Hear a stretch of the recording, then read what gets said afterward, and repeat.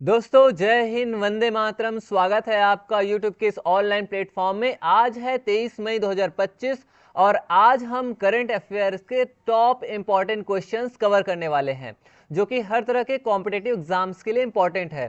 तो चलिए दोस्तों स्टार्ट करते हैं। हमारा फर्स्ट क्वेश्चन है, पहला खेलो इंडिया बीच गेम्स 2025 किस स्थान पर आयोजित किया जा रहा है? बताइए, पहला खेलो इंडिया बीच गेम्स 2025 किस स्थान पर आयोजित किया जा रहा है? तो ये आयोजित किया जा रहा है दीव पे। अब दीव पे आयोजित किया जा रहा है, तो दीव के किस स्थान पे? तो दीव का एक घोघला बीच है और घोघला बीच में ये खेलो इंडिया बीच गेम्स 2025 आयोजित किया जा रहा है और इसमें 1350 से भी अधिक जो एथलीट हैं वो भाग ले रहे हैं और इसमें 6 पदक खेलों को शामिल किया गया है। और ये कौन कौन से 6 पदक खेल है? तो ये है football, volleyball, kabaddi, open water, swimming, sepak टकरा और पेंचक सिलाट। सेपक टकरा और पेंचक सिलाट ये पारंपरिक खेल है जो दीव में खेला जाता है। ये देखिए मैप में, ये है दीव और ये दमन, ठीक है। नेक्स्ट क्वेश्चन देखते हैं, खेलो इंडिया बीच गेम्स 2025 में कौन सा राज्य पुरुष फुटबॉल में गुजरात को 19-1 रन से हराकर विजेता बना है? बताइए, खेलो इंडिया बीच गेम्स 2025 में कौन सा राज्य पुरुष फुटबॉल में गुजरात को 19-1 रन से हराकर विजेता बना? तो ये बना है लक्षद्वीप, यानी कि ऑप्शन बी इसका सही आंसर है। और ये जो खेलो इंडिया बीच गेम्स है ये कब तक चलेगा? तो ये चलेगा 24 मई 2025 तक। और दीव के जो उपराज्यपाल है, लेफ्टिनेंट गवर्नर है, वो कौन है? प्रफुल्ल पटेल। कौन है? प्रफुल्ल पटेल। नेक्स्ट क्वेश्चन देखते हैं, हाल ही में डॉक्टर जयंत नार्लिकर का निधन हो गया है, उनकी शोध किस क्षेत्र से संबंधित थी? तो हाल ही में डॉक्टर जयंत नार्लिकर का निधन हो गया और उनकी जो शोध थी वो किससे संबंधित थी? तो वो संबंधित थी ब्रह्मांड विज्ञान से, यानी यूनिवर्स साइंस से, ठीक है। जयंत नार्लिकर के बारे में हम देखें तो ये है जयंत नार्लिकर और इन्होंने बहुत कुछ योगदान दिया हुआ है। जयंत नार्लिकर का जो निधन हुआ वो हुआ है 20 मई 2025 को और ये स्थान है पुणे में इनका निधन हुआ और ये 87 वर्ष की एज में इनकी डेथ हुई, इनका निधन हुआ। इनके बहुत सारे अचीवमेंट्स है। इन्होंने गुरुत्वाकर्षण का सिद्धांत दिया जो बिग बैंग सिद्धांत का वैकल्पिक मॉडल प्रस्तुत करता है और इसके अलावा ये बहुत सारी चीज़ों के संस्थानों के संस्थापक भी रहे हैं।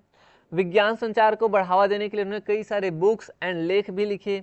इन्हें 1965 में पद्म भूषण से सम्मानित किया गया एंड 2004 में पद्म विभूषण से भी सम्मानित किया जा चुका है। नेक्स्ट क्वेश्चन है जो इसी से रिलेटेड है, डॉक्टर जयंत नार्लिकर किस संस्थान के संस्थापक थे? तो जयंत नार्लिकर ये एक संस्थान के संस्थापक थे और वो है IUCAA। ये है IUCAA। इसका फुल फॉर्म क्या है?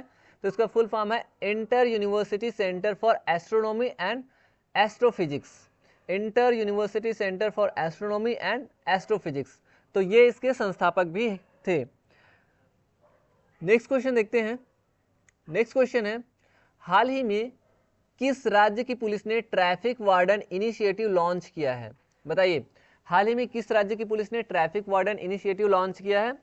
तो ये लॉन्च करने वाले हैं छत्तीसगढ़, यानी कि ऑप्शन सी इसका सही आंसर है। ये जो पुलिस है, राज्य की पुलिस है, उन्होंने ट्रैफिक वार्डन इनिशिएटिव लॉन्च कब क्यों किया है?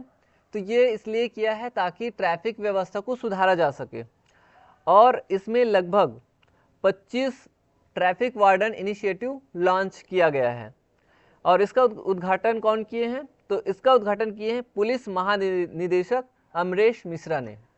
पुलिस महानिदेशक अमरेश मिश्रा ने। और सबसे पहले ट्रैफिक वार्डन इनिशिएटिव कहाँ लॉन्च किया गया है? तो सबसे पहले ट्रैफिक वार्डन इनिशिएटिव लॉन्च किया गया है गुजरात में। अब ये छत्तीसगढ़ में अभी लॉन्च किया है हाल ही में, तो यह है छत्तीसगढ़ और छत्तीसगढ़ की राजधानी क्या है? रायपुर। छत्तीसगढ़ के चीफ मिनिस्टर कौन है? श्री विष्णुदेव साय। और छत्तीसगढ़ के छत्तीसगढ़ के राज्यपाल कौन है? तो छत्तीसगढ़ के राज्यपाल है श्री रमेन डेका। कौन है? श्री रमेन डेका। नेक्स्ट क्वेश्चन देखते हैं, हाल ही में विस्फोट हुआ सकुराजिमा ज्वालामुखी किस देश में स्थित है? तो हाल ही में एक सकुराजिमा ज्वालामुखी है और इसी में अभी हाल ही में विस्फोट हुआ है। तो ये किस देश में है? तो ये है जापान में, यानी कि ऑप्शन बी इसका सही आंसर है। तो ये जापान में विस्फोट हुआ है, ठीक है। और ये कब हुआ? ये हुआ 16 मई 2025 को। कब हुआ है? 16 मई 2025 को इसमें विस्फोट हो गया है और इसके जो राख उठे ना वो 3000 मीटर यानी 3 किलोमीटर ऊंचा इसके राख जो है वो उठे हैं। और विस्फोट के कारण जो कागेशिमा शहर है उसकी 25 जो उड़ानें हैं वो रद्द कर दी गई है और इसका जो स्तर है वो तीसरा स्तर में यहाँ पे सुरक्षा के लिए एक तरह से अलर्ट जारी किया गया है। नेक्स्ट क्वेश्चन है, सकुराजिमा ज्वालामुखी किस जापानी द्वीप पर स्थित है? तो ये भी क्वेश्चन पूछ सकते हैं कि सकुराजिमा जो ज्वालामुखी है वो किस द्वीप पर स्थित है? तो ये स्थित है, ये ज्वालामुखी जो है वो स्थित है क्यूशु नाम के एक जापानी द्वीप पर स्थित है और इसकी वजह से जो कागेशिमा शहर है वहाँ की जो 25 उड़ानें हैं, हवाई उड़ानें हैं, वो रद्द कर दी गई है। मैप में ये है आप जापान, और जापान के बारे में कुछ सामान्य जानकारी देख लेते हैं। जैसे जापान की जो राजधानी है वो है टोक्यो। यहाँ पे प्रेसिडेंट नहीं होता, यहाँ पे प्रेसिडेंट के प्लेस पे होता है सम्राट, और सम्राट कौन है? नारुहितो। प्रधानमंत्री है फूमियो किशिदा, 2025 में जापान के प्रधानमंत्री बने। राज्य और केंद्र शासित प्रदेश की यदि हम बात करें तो जापान में 47 प्रीफेक्चर है। जो जैसे कि हमें राज्य में हम देखते हैं ना, राज्य होता है, यानी जैसे भारत में राज्य है, राज्य स्टेट है, वैसे वहाँ पे होता है प्रीफेक्चर, ठीक है। जनसंख्या देखें तो लगभग है 12.4 करोड़ और आधिकारिक जो भाषा है वो है जापान की जापानी।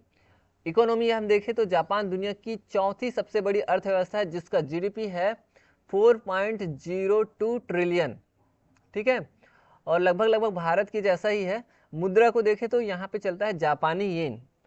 और जीडीपी के मामले में सबसे टॉप नंबर पे क्या है? जीडीपी के मामले में सबसे टॉप पे है अमेरिका, उसके बाद फिर चीन, फिर तीसरे नंबर पे है जर्मनी, चौथे नंबर पे है जापान और पाँचवें नंबर पे है भारत। दुनिया की सबसे बढ़ती हुई जो अर्थव्यवस्था है वो है भारत, यानी सबसे तेज रफ्तार से बढ़ रही है। अभी 5वें नंबर पे है, चौथा या 5वां नंबर पे है ना, अभी नॉर्मल चौथे नंबर पे ये है तो 5वें नंबर पे भारत है, यानी लगभग टक्कर में है। और उसके बाद फिर 6वें नंबर पे है ब्रिटेन, 7वें नंबर पे है फ्रांस एंड उसके बाद है इटली। तो इस तरह से जीडीपी के मामले में भारत सबसे तेजी से बढ़ता हुआ देश बन गया है। आई होप कि आपको आज के जो वीडियो लेक्चर है काफ़ी अच्छे से पसंद आया होगा। मिलेंगे नेक्स्ट वीडियो लेक्चर में, तब तक के लिए आप पढ़ाई करते रहिए एंड थैंक यू।